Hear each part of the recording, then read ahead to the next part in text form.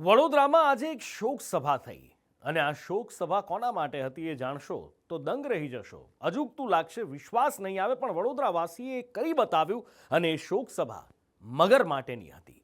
પૂર પછી મૃત્યુ પામેલા મગરો માટે વિશ્વામિત્રીના ઘાટ પર શોક સભા યોજાઈ, જેમાં મગરોને પુષ્પાંજલિ, શ્રદ્ધાંજલિ અપાઈ, એમના માટે પ્રાર્થના કરાઈ. સાથે જ મગરોના મોત સામે સવાલ ઉઠાવતા તપાસની માંગ પણ કરાઈ. વડોદરામાં મગર એટલે ચર્ચા અને વિવાદનો કાયમી મુદ્દો. વિશ્વામિત્રીનું નામ આવે એટલે મગરો ચર્ચામાં આવે તે નક્કી છે.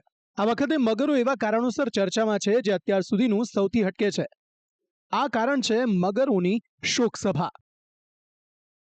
સામાન્ય રીતે મૃત્યુ પછી માણસની શોક સભા યોજાતી હોય છે, પણ વડોદરાના લોકોએ મગરોની શોક સભા યોજીને અનોખો સંદેશ આપ્યો છે.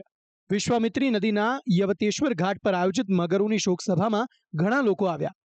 જીવદયા પ્રેમીઓ અને રિવર એક્ટિવિસ્ટની સાથે ગાયત્રી પરિવાર સાથે જોડાયેલી મહિલાઓ પણ આ શોક સભામાં આવી હતી. ચોમાસામાં વિશ્વામિત્રીમાં પૂર બાદ મોતને ભેટેલા 7 મગરોને પુષ્પાંજલિ અપાઈ. તેમની આત્માની શાંતિ માટે પ્રાર્થના કરવામાં આવી. મગરના રક્ષણ અંગે ચર્ચા પણ કરાઈ.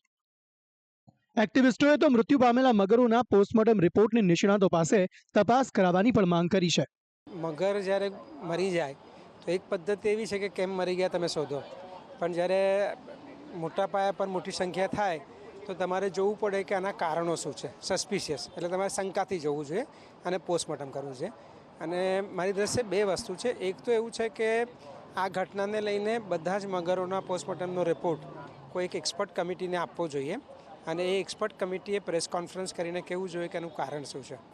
મગરનો નિષ્ણાત નથી, પણ હું સંશોધનવાળો માણસ છું, એટલે પદ્ધતિ શું હોઈ શકે, કારણ કે ખાલી મરી ગયા અફસોસ વ્યક્ત કરીએ એનાથી. વિશ્વામિત્રીમાં વસવાટ કરતા મગરોની સુરક્ષા હંમેશાથી સવાલોમાં રહી છે.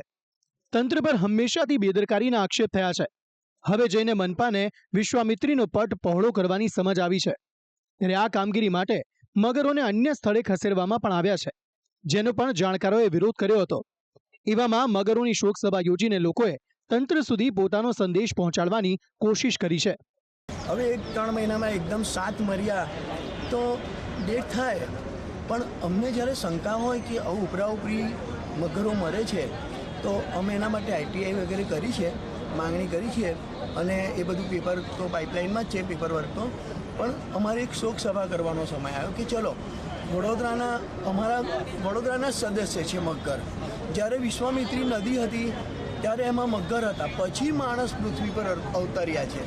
અને વડોદરાના તો એમને તમે આધાર કાર્ડ ના બનાવી આપો. આપણે એનું ઠેર ઠેર દબાણોને કારણે વડોદરામાંથી પસાર થતી વિશ્વામિત્રીનો પટ વોકળા પૂરતો મર્યાદિત રહી ગયો છે. ત્યારે આ જગ્યામાં મગરો કેવી રીતે રહે તે પણ એક મોટો સવાલ છે.